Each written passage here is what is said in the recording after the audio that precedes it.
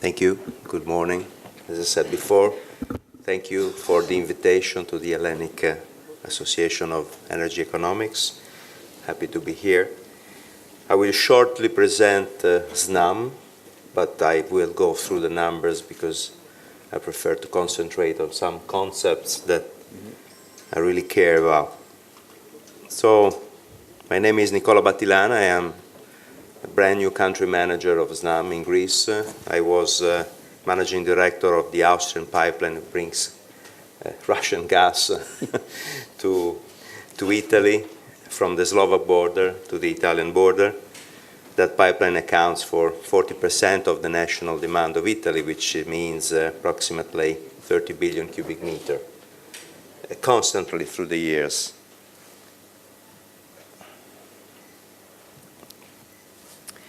So SNAM is an operator that covers the central part of the gas chain, the infrastructural part, from the national production, the import, to the power generation industry and commercial and residential retail market. We operate transport and dispatching, balancing, dispatching, the storage, the LNG regasification with the first LNG plant. It was built in '69. And is now accompanied by other two, the terminal in the Adriatic Sea and the other one in the Tyrrhenian Sea in front of Livorno. We are present in 5 international associates and starting from next year also here in Greece with the other partners of the consortium, Enagas and Fluxys. SNAM is owned by Cassa Depositi e Prestiti Reti, which is the holding of CDP Italy that deals with all the energy network infrastructure. 70% is in the stock exchange market, both retail, especially investing funds, pension funds, internationally owned worldwide. From the infrastructural point of view, we are a leading European gas infrastructure operator. This is interesting because we can see that the 3 shareholders of the consortium, they account together of about 70,000 kilometers of high pressure pipeline. And this is a huge infrastructural asset. And DESFA will be part of these assets in the near future. So, what is in the end our idea of the future of the energy infrastructure in the gas energy infrastructures in Europe? We are constantly working for the idea of the energy union. And we are pursuing this idea with our participation, strategical participation through all over Europe. The European network was designed and started as a national infrastructure, bringing gas from the border to the national centers of consumption. This has created through the decades bottlenecks, constraints, that now need to be removed in order to ensure a free circulation of energy. If you don't have a free circulation of energy within a big European continent, you won't have a single energy market. So this is what we are pursuing. And in order to do that, you need to invest money, you need to do the right investments, otherwise you have an acceptable increase of tariffs, and we're doing it. This morning we heard about the Medcat pipeline, which is connecting Spain to France.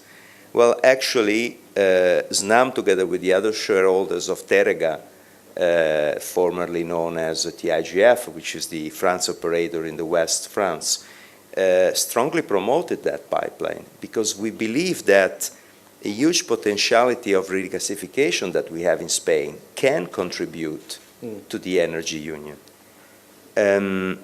our vision for the future is that we will continue to see a decline in the northern gas flows. We will have a substantial constant flow from Russia. They increased a lot. It increased a lot recently, but we won't see, in my opinion, a strong increase in the future years. We definitely will see an increase of flow from the Caspian area through TAP, and also substantially constant flows from North Africa, possibly declining. And our image of these flows brought, I think, SNAM and the other shareholders to Greece, because there is an important role that Greece can do in the future. And again, it's important also to be able to benefit of these crossroads of energy routes. Gateway to Europe for new gas sources, for sure. The regulation can help in doing this, in benefiting local national tariff within the European regulation, in a way that is allowed. Developing the gas hub, leveraging on all the possible sources, and American LNG is one of these, but we also know that Zohr and the recent giant discoveries in Egypt could further contribute in the future to this role. Revitusa terminal is already there. The expansion will be completed soon, and it's also extremely important for its dimension in this picture.